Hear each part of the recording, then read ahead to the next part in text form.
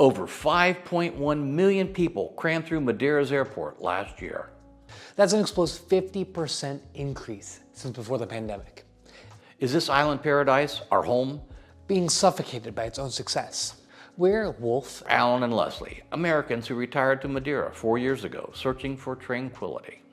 Today, we're pulling back the curtain on the over-tourism reality. The AL invasion and what it really means for people living here and for the future of the stunning island. Is the magic disappearing, not just here, but across Portugal? Why listen to us? We're not just passing through on a 2-week holiday. This is our life. We traded the hustle of Chicago for the promise of Madeira, a peaceful retirement, new adventures, genuine immersion in culture. We put our savings, our hopes, into this new chapter. What we've witnessed, especially in the last year or two, has been eye-opening and frankly alarming.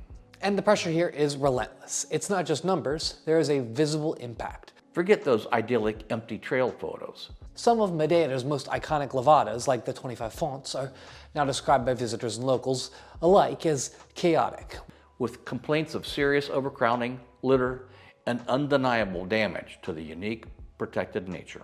It's gotten so concerning that authorities are now implementing on-the-spot fines for hikers who stray from marked paths or entered closed areas. And those fines can even get tacked onto your hotel bill. This isn't just about a few crowded spots. It's about an island ecosystem, a way of life, potentially buckling. And it's deeply personal for us. When we first moved here, driving our 1970 Bug was part of the charm, part of our adventure. Now, people are putting up clotheslines on 600-year-old trees in the Fanal, as if that is acceptable. Now, the next epidemic will be couples carving their names on the bark.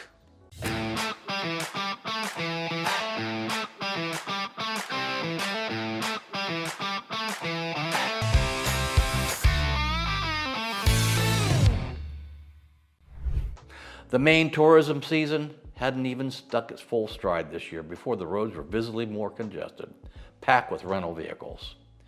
And to our fellow Americans, we say this with a wry smile and a bit of shared experience.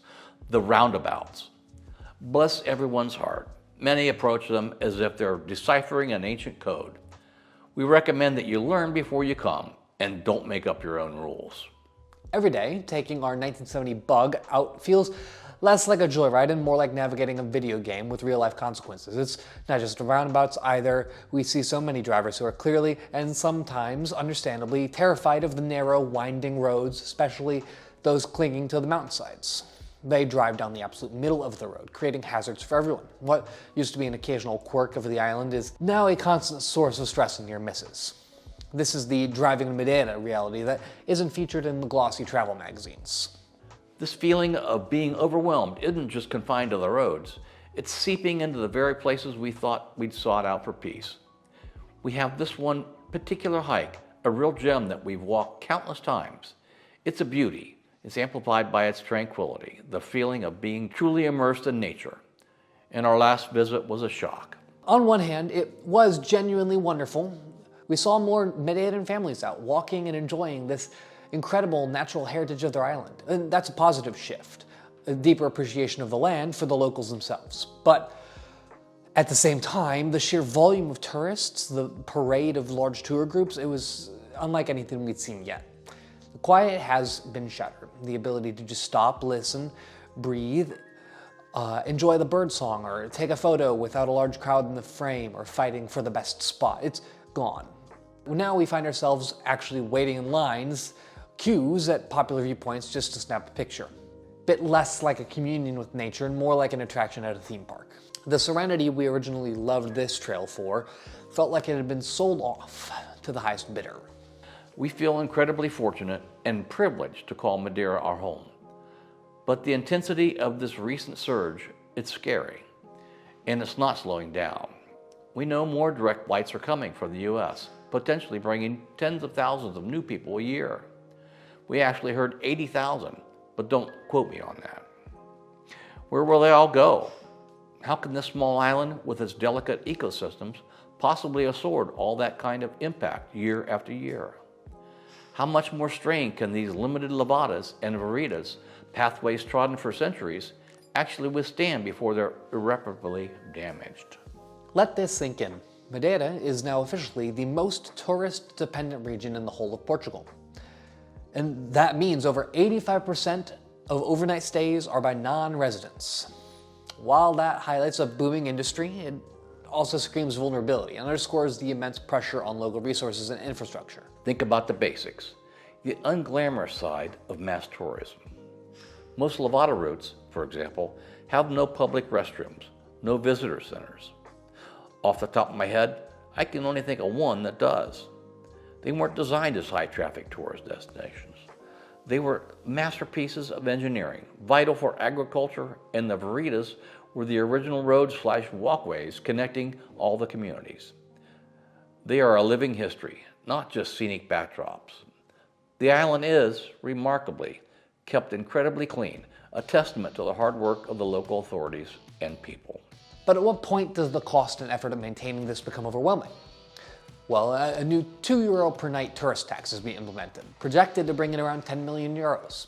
It's a start, but realistically, how far will that go towards building the necessary new facilities, proper bathrooms, managed parking areas, rest stops, and crucially, funding the serious conservation efforts needed to protect the Loura Silva Forest, a UNESCO World Heritage Site? We absolutely acknowledge the incredible progress that Madeira has made, significantly fueled by the EU investment over the decades. The road network, the tunnels, they are engineering marvels. Education has improved, career opportunities have expanded, and many young Madeirans who once had to leave for work or study now can build a fulfilling life here. These are undeniably fantastic, positive changes. But this latest explosion in tourism, particularly the model it's taking, brings a new wave of complex challenges. It's that age-old dilemma: growth versus preservation, progress versus peace. And the impact on the local population is tangible and deeply felt. An actual petition was submitted to the EU Parliament because Madeira's skyrocketing property market has made it, and I quote, impossible for the average Madeiran to buy a home. That's the stark reality for many Madeirans, seeing their ability to live in their own homeland diminished by market forces driven by external demand. And that's not to say it's just tourists' fault, but the system that tourism brings. After all, a younger Madeirans can't afford a home because Uncle João sold his house at massive profit to a wealthy foreigner, rather than to them. However, it's not that money-making is the problem either. Good on Uncle João, but you get what I mean. Is Madeira destined to follow the path of the other beautiful destinations, Venice, Rome, Barcelona, where historic centers become hollowed-out tourist zones, and the authentic local culture gets pushed to the side? It's a serious, pressing question. Is this current trajectory good for the long-term health and soul of the island, or is it a Faustian bargain? We'd genuinely love to hear your perspectives in the comments. And this isn't just a storm brewing over in Madeira. It's the entire country of Portugal. It is grappling with these pressures as well. Let's take a moment to look at what's happening on the mainland, because the patterns are strikingly similar. Lisbon, the vibrant capital. For years, it's been Europe's darling, celebrated for its historic charm, its music, its light. But the city is groaning under the weight. The Alfama and Moreira neighborhoods, with their narrow, winding streets, are epicenters of the Alimento local boom. Walk through them and you'll see more key safes and tourist trolleys than you'll ever see signs of long-term local life. This isn't just anecdotal. Its studies have been shown significant displacement of residents as entire buildings are converted to short-term rentals.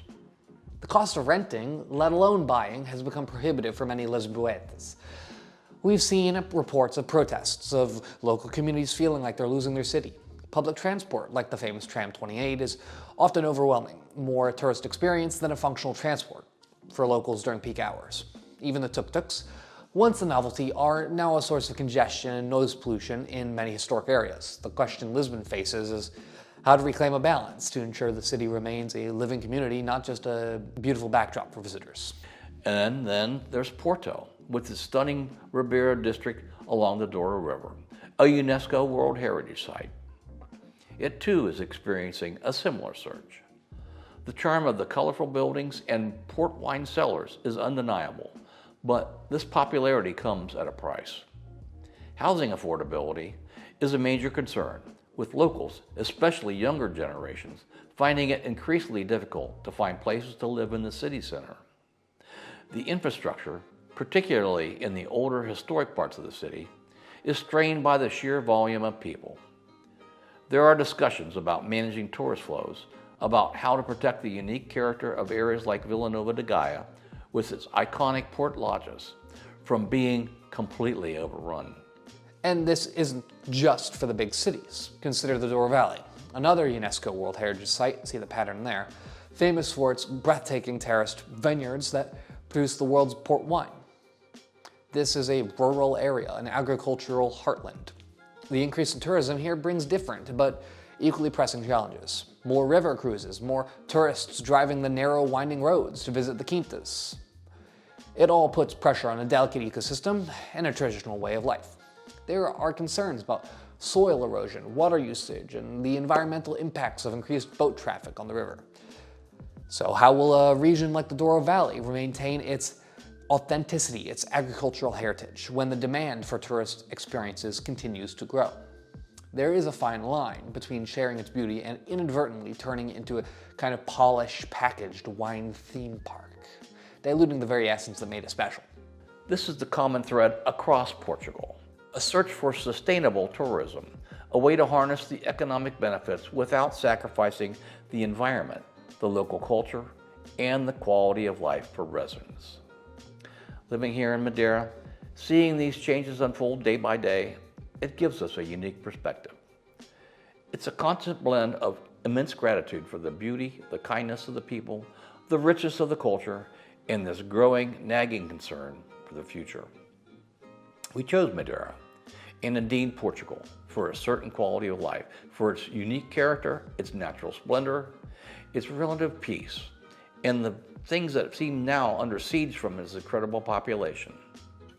We want to see Madeira flourish, truly, but in a way that is thoughtful, that cherishes its soul, protects its irreplaceable environment, and respects everyone who calls this island home, including us immigrants who came here hoping to live out our retirement years in the paradise we believe that we'd found.